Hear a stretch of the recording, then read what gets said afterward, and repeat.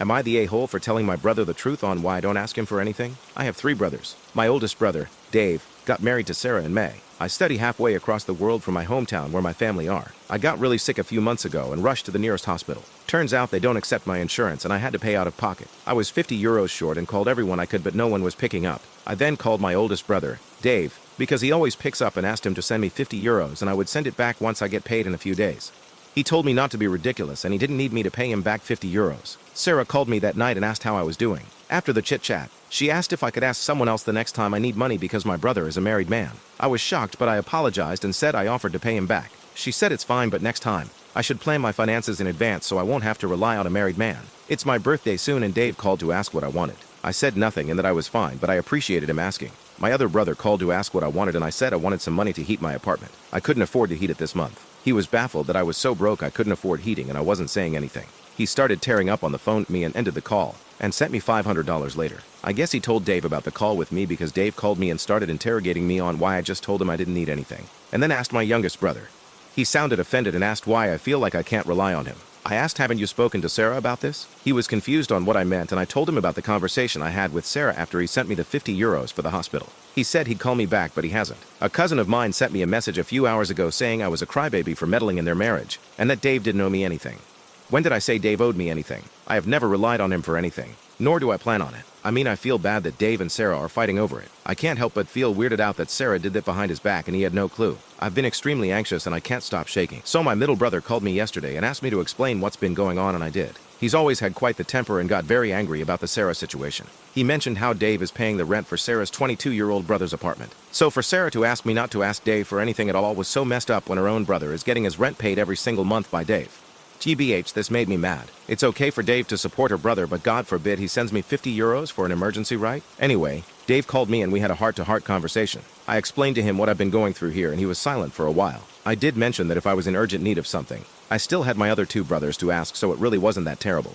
He said he felt so guilty that I was suffering and he didn't know. He said he won't tell me the details about his discussion with his wife, but he was heartbroken that she would even think of telling me not to rely on him, and has asked her to give me an apology, which she said she did, but at the time of the call I hadn't received anything. I said I haven't gotten an apology from her and he told me to check my messages again. Still nothing. He was silent for a while and just sighed. I also mentioned the text my cousin sent. Sarah has this secret Twitter account that I follow her through a burner account. It doesn't have her picture or name, but I know it's her because my cousin messaged that account on Sarah's birthday saying happy birthday. Even with what she tweets, yeah, I could tell it was her. Anyway, she replied to a tweet of a woman who tweeted about how she has no in-laws because her husband is an orphan with no siblings, and Sarah replied saying goals. I don't understand her. So Dave and Sarah are officially separated.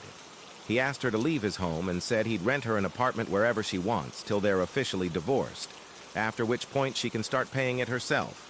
Dave said he needed to speak to me about something important and FaceTimed me. Our family has a sort of tradition where families and friends buy a newborn baby gold jewelry so they can sell when they need to as adults.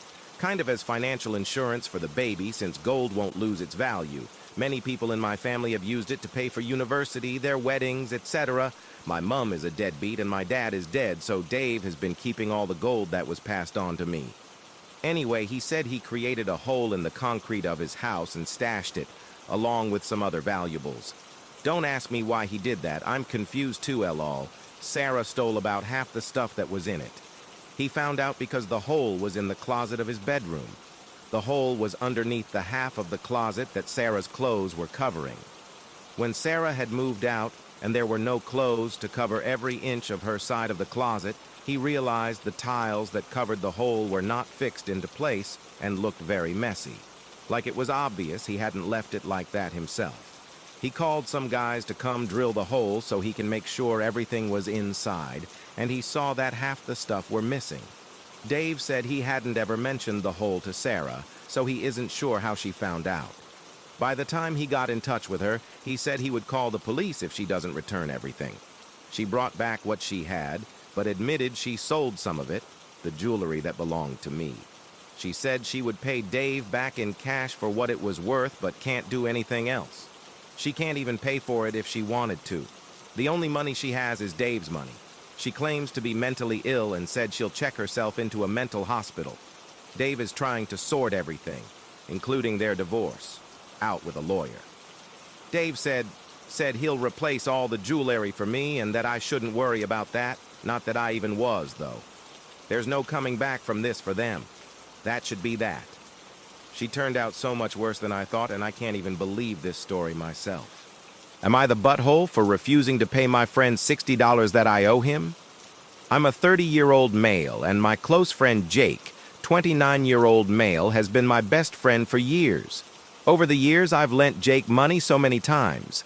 I'm talking $50 here for gas, $100 there during a trip, even once $300 when he needed to buy an emergency PS5. I never really kept track because I trusted him. He paid me back some of it over time, but he still owes me a decent chunk, which have never bugged him about. He would occasionally gift me skins in the games we play in an attempt to balance the books. A few weeks ago, Jake covered my $60 when I left my wallet at home during a group dinner. I told him I'd get him back, but life got busy, and I totally forgot. A few days ago, he texted me, "Can you send me that $60 from dinner?" I apologized for forgetting and said I'd send it that night, to which he replied, "I shouldn't have to chase you for this, man." That rubbed me the wrong way. I didn't say anything in the moment, but it really started to bug me. I thought about all the times I've lent him money and how I never pressured him to pay me back. I've never once sent him a passive-aggressive text or made him feel bad about it.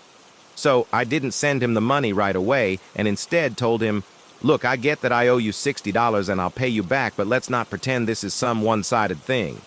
You still owe me hundreds, and I've never hounded you about it." Jake didn't take that well. He said it's not the said thing because I never asked for my money back, so it's on me if I didn't care enough to get it. So now he's pissed at me thinking I did not pay him back intentionally and saying I'm deflecting to avoid paying him back and that I'm being a stupid friend. I feel like I'm in a weird spot here. Yeah, I owe him $60, and of course I'll pay it back. But on the other hand, his reaction feels so hypocritical given everything I've done for him financially over the years. Am I the butthole for retaliating after my roommate tried to belittle me about my relationship status? I, 21. Male, am in my third year of college. I have 2 roommates, which are in my friend group, and a few other friends in the same apartment complex. We have been friends since the beginning of our freshman year, and we've all lived with each other at some point. Originally, we all have been in the same boat where none of us had friends going into the same college, and since we were all on the same floor, it was easy to befriend each other. For the last 3 years, we've been a good friend group. As we got comfortable with each other, we all got to know each other more. I got to meet outside friends and GFS in my group, which was nice. As you know, friend groups take low blows at each other every once in a while in a joking matter, which has been fine leading up to this. One of my roommates, we will call Drew, finds it funny to only make inappropriate jokes about me in front of everyone. My other roommate has been his roommate for the last 3 years, so he would always laugh about it, backing him up. I have been biting my tongue since he's been having issues with his GF. They aren't technically together right now, but they visit each other and do basically everything together. My entire friend group have been telling him to break up with her, but since she's his first GF, he's been blind to it. So I just try not to make him feel bad about it. But every time we spend a weekend having drinks and playing video games, he gets super aggressive towards me over and over, which again, I choose to stay quiet and ignore. But this time, we were playing a game together as a group and we lost the game and he started ripping into me. At first I found it funny and laughed, but he kept digging into me. He brought up a bunch of things like my height, which wasn't bad, but then he started talking about my ex, which pushed me over the edge. I then told him that he's got no right to do that when he's blind and can't tell his GF is using him for money. This only made him more mad, but my other friend backed me up, and he proceeded to storm out of the apartment at 1 a.m. and take a walk for a while. He hasn't acted the same around me, not in a good way, but more disgusted that I said something.